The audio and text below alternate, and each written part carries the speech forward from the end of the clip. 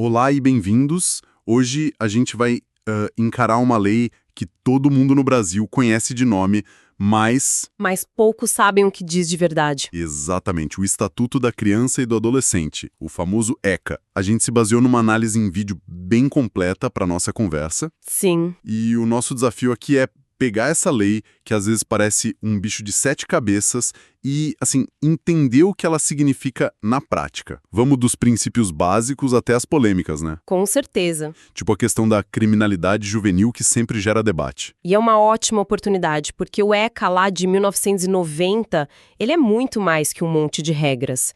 Ele foi uma virada de chave, sabe? Uma mudança de mentalidade, né? Total. Antes, a lei olhava para crianças e adolescentes em situação de risco como, sei lá, menores abandonados, delinquentes, quase como um problema. Um problema a ser contido. Isso. E o Estatuto veio para dizer, não, eles são sujeitos de direitos, cidadãos em formação, e é essa filosofia, o porquê por trás da lei, que a gente vai tentar desvendar hoje. Certo. Então vamos começar pelo mais básico mesmo. Quem é criança e quem é adolescente para a lei?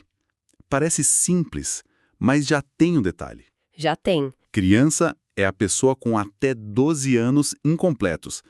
Adolescente, quem está ali entre 12 e 18. Certo. Mas o que me chamou a atenção na nossa fonte é que, em situações bem específicas, o ECA pode se aplicar a jovens de até 21 anos. Exato. Isso já quebra aquela ideia de que tudo acaba aos 18, né? Quebra total. Essa exceção geralmente é para quem cometeu um ato infracional um pouco antes dos 18 e está cumprindo uma medida. A lei entende que não faz sentido parar o processo só por causa do aniversário. Entendi. Mas o ponto central, assim, o coração do ECA, está em 4 princípios que sustentam todo o resto. O primeiro é a proteção integral. Proteção integral. Acabou aquela ideia de que a lei só age quando a criança é um problema. A proteção é para todas o tempo todo. O que me soa um pouco, assim, utópico, talvez. Como é que se garante proteção integral o tempo todo? Então, aí entram os outros princípios para dar um norte. O da prioridade absoluta diz onde o foco tem que estar. Na prática, isso significa o quê? Significa que uma criança deve ter preferência na fila de um hospital, na criação de políticas públicas, na hora de dividir o dinheiro do orçamento. Ok. Depois vem o do melhor interesse. Em qualquer briga, tipo um divórcio, uma adoção, a pergunta que tem que guiar todo mundo, do juiz aos pais, é: qual a melhor solução para a criança? O foco é sempre a criança. Sempre. E por último, um que parece óbvio, mas é revolucionário. Reconhecer a condição peculiar de pessoa em desenvolvimento. Ou seja, eles não são mini-adultos. Exatamente. Suas necessidades, seu jeito de ver o mundo e, claro, seus erros precisam ser tratados diferente. E a responsabilidade por fazer tudo isso acontecer, ela não é só do Estado, né? O que me parece bem ambicioso é essa ideia de que é um dever da família, da comunidade, da sociedade toda. Aham. É lindo no papel, mas no dia a dia parece que a conta sempre cai ou para a família ou para o governo. E sociedade fica uma coisa meio abstrata. Essa é a grande crítica, né? A dificuldade de transformar essa responsabilidade coletiva em algo real. Sim. Mas a filosofia da lei é insistir nisso. A omissão de um vizinho, da escola, de qualquer um de nós, também contribui para a violação de direitos.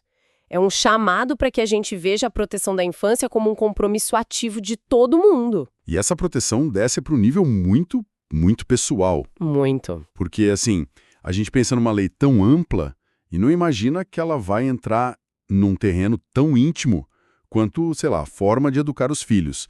Mas o ECA vai direto nesse ponto. Vai direto, com a proibição do castigo físico, a famosa lei da palmada. Ou, mais formalmente, Lei Menino Bernardo. E isso mexe com tradições, com crenças de muitas famílias. Mexe profundamente. A lei é explícita. Proíbe não só a agressão que deixa a marca, o sofrimento físico, mas também o tratamento cruel ou degradante. O que seria isso? Humilhar, ridicularizar, ameaçar. E o contexto por trás do nome dessa lei é devastador e diz tudo sobre a necessidade dela. O caso do Bernardo Boldrini. Exato. Um menino de 11 anos assassinado pelo pai e pela madrasta em 2014. O caso revelou um histórico de violência psicológica e física que chocou o país inteiro. Isso dá um peso completamente diferente para a discussão, né? Tira do campo do eu acho, do um tapinha não faz mal. Exato. E coloca no campo da proteção à vida. O argumento central, então, é que normalizar a violência leve, a tal palmada educativa, pode ser uma porta de entrada perigosa. É exatamente essa a lógica. A violência é uma escada. O que começa com um tapinha para corrigir pode escalar para agressões muito mais graves contra alguém que, por definição, é mais fraco e dependente. A lei traça uma linha bem clara. Muito firme. A integridade física e psicológica de uma criança não é negociável e está acima de qualquer método educativo que use dor ou medo. E essa ideia de proteger a integridade da criança em todos os cenários, principalmente nos mais vulneráveis, nos leva direto para outro pilar do ECA, a adoção. Certo. As regras são bem diretas. Precisa ter mais de 18 anos, ser pelo menos 16 anos mais velho que o adotado, e o estado civil não importa, o que já é um avanço. Sim, solteiros também podem adotar. Mas a proibição de que avós e irmãos adotem sempre gera dúvida. Por quê? A preocupação aí é totalmente com a saúde mental da criança. É o que a psicologia chama de confusão de papéis. Confusão de papéis? Isso. Imagina a estrutura familiar na cabeça de uma criança. Seu avô, de repente, vira legalmente seu pai. Sua avó vira sua mãe. Ou o irmão mais velho virou pai. Exato. Essa bagunça nas relações é vista como algo potencialmente muito prejudicial para a construção da identidade da criança. A lei tenta preservar uma clareza, um lugar para cada um na família. Faz sentido. E dentro desse universo da adoção, um dos pontos mais importantes e talvez menos conhecidos que a nossa análise trouxe é a entrega protegida. Ah, isso é vital. Parece ser uma informação de utilidade pública, né? É fundamental. Uma mulher, seja mãe ou gestante, que não queira ou não possa criar o filho, tem o direito de procurar a Justiça da Infância e da Juventude e falar sobre isso. E ela não é julgada. Não. Ela será ouvida por uma equipe especializada, sem julgamento, e pode entregar o bebê para adoção de forma segura e legal. O ponto crucial é a diferença. Entrega protegida é um ato de cuidado previsto em lei. Abandono de incapaz é crime. É um mecanismo que salva vidas, então. Salva vidas, tanto da criança, que é imediatamente acolhida, quanto da mãe, que no momento de desespero encontra um caminho legal em vez de tomar uma atitude trágica. Essa mesma lógica de proteção máxima aparece em situações bem do dia a dia, como uma simples viagem de ônibus ou avião. Sim, que para menores de idade é um processo bem mais complexo do que a gente imagina. É. E as regras existem para evitar desaparecimentos, sequestros. Em viagens dentro do Brasil, a regra geral é: menores de 16 anos não viajam sozinhos sem autorização judicial. Mas tem exceções, né? Tem exceções, várias. Se for para uma cidade vizinha, na mesma região metropolitana, pode. Se tiver com um parente próximo. Avós, tios. Isso, avós, tios, irmãos maiores de idade e conseguir comprovar o parentesco com um documento, também pode. Ou, claro, se tiver com um adulto autorizado por escrito pelos pais. E para sair do país, o cadeado é ainda mais forte. Mas tem uma regra que mostra o nível de alerta máximo da lei. Qual? Uma criança brasileira não pode sair do país com um estrangeiro que mora fora sem uma autorização específica do juiz. A primeira reação é achar exagero, mas o motivo é sério. É gravíssimo. Essa é uma barreira direta contra o tráfico internacional de pessoas. É para isso que serve. Exato. É uma realidade terrível, mas crianças e adolescentes são levados do Brasil para redes de exploração sexual, trabalho escravo ou até para remoção de órgãos. A burocracia da autorização judicial, nesse caso, funciona como um filtro. Um filtro de segurança. Um filtro essencial para investigar a real intenção da viagem e proteger a criança. Ok, agora vamos entrar na área que, sem dúvida, gera mais controvérsia. A mais polêmica. E debate público. Os atos infracionais. A primeira coisa que a análise mostra é que até as palavras usadas são diferentes. E isso não é à toa, né? De forma alguma. A mudança de nome é a chave para entender a filosofia. Adultos cometem crimes e recebem penas. Certo. Adolescentes cometem atos infracionais que são, na prática, as mesmas coisas como roubo ou homicídio e recebem medidas socioeducativas. A palavra pena tem um peso de castigo, né? De retribuição. Exato. E a palavra socioeducativa já traz a ideia de que a resposta do Estado tem que ter um componente pedagógico de reeducação. E aqui a gente chega no ponto que gera muita polêmica. A medida mais dura, a internação, dura no máximo 3 anos. Sim. Isso, para a opinião pública, muitas vezes soa como impunidade, ainda mais em casos muito violentos. Mas o que a fonte faz a gente pensar é que isso não é um desconto. Não é. É uma declaração de que, para a lei, o objetivo com um adolescente não é o mesmo que com um adulto. O foco é reintegrar rápido, não punir por muito tempo, e é essa filosofia que está no centro do debate. Exatamente. A lei parte do princípio de que essa pessoa ainda está em formação e que longos períodos de encarceramento seriam mais prejudiciais, transformando o jovem em um criminoso mais experiente. Certo. O problema, e a nossa análise é muito crítica nisso, é que a prática é muito diferente da teoria. A realidade é outra. Completamente. O que se vê são unidades de internação superlotadas, insalubres, muitas vezes controladas por facções, onde o tal caráter pedagógico é uma ficção. E a recidência é altíssima. O que alimenta diretamente o debate sobre a redução da maioridade penal.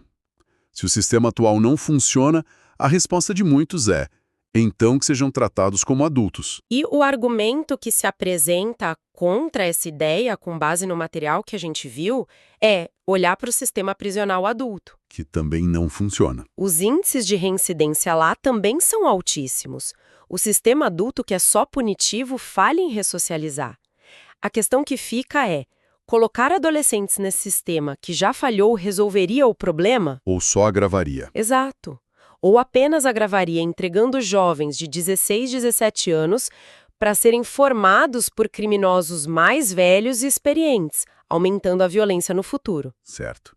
Então, se a análise sugere que nem o sistema socioeducativo atual está funcionando direito, nem a simples redução da maioridade seria a solução mágica, para onde a gente olha?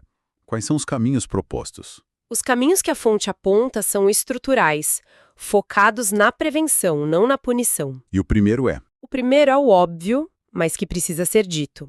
Investimento massivo em educação de qualidade e principalmente em formação profissional. Para dar uma perspectiva. Uma perspectiva, um jovem com uma profissão, com chance de emprego e renda, tem uma probabilidade infinitamente menor de ser atraído pelo crime, é dar uma alternativa real. O segundo caminho seria atacar o problema das drogas de frente, certo? Exato, uma parcela enorme dos atos infracionais, especialmente os roubos, está ligada à dependência química. Seja para sustentar o vício, Ou pela destruturação que ele causa. A proposta é fortalecer a rede de tratamento para adolescentes, entendendo o vício como uma questão de saúde pública, não só de polícia. tratar a causa, não a consequência. Perfeito. Tratar a causa do vício é um jeito eficaz de prevenir um ato infracional que vem depois. E por fim, o pilar mais complexo, talvez, a família. Sim, o apoio à estrutura familiar. O que se argumenta é que muitas famílias estão completamente fragilizadas, sem condições de oferecer o suporte, o afeto e também os limites necessários. E como se faz isso? A ideia é fortalecer programas que já existem, como os dos CRAS, os Centros de Referência de Assistência Social. Que são a porta de entrada dos programas sociais, né? Isso, eles atuam nas comunidades, ajudando a fortalecer esses laços familiares, oferecendo desde acompanhamento psicológico até orientação. É interessante como, no fim das contas, a conversa volta para o começo. Todas essas soluções, educação, saúde, apoio familiar, não são nada mais do que a aplicação prática daqueles princípios. Exato. É um ciclo que se fecha. A análise nos leva a concluir que a resposta para a violência juvenil não está em endurecer a lei depois que o ato já aconteceu, mas em aplicar os princípios da própria lei para evitar que ele aconteça. É trocar a lógica da reação pela lógica da prevenção. Totalmente alinhado com o espírito do ECA. Totalmente. Então, recapitulando a nossa conversa, a gente saiu dos princípios fundamentais do ECA, aquela base de proteção e prioridade. Uhum. Passamos por regras bem práticas do dia a dia sobre castigo, adoção, viagens. E chegamos no olho do furacão, o debate sobre atos infracionais. Sim. E vimos que as soluções propostas no material que a gente analisou não são simples e fogem da ideia de só punir, focando em educação e apoio. Exato. E essa discussão toda nos traz de volta aquela ideia de responsabilidade compartilhada que a lei tanto defende. Sim. E isso nos deixa com uma reflexão final, um pensamento para levar adiante. Para além do que diz a lei ou do que faz o governo, qual é o papel ativo que cada um de nós, como indivíduos e como comunidade, pode ter para garantir que a prioridade absoluta para crianças e adolescentes deixe de ser um termo jurídico e se torne uma realidade no nosso cotidiano?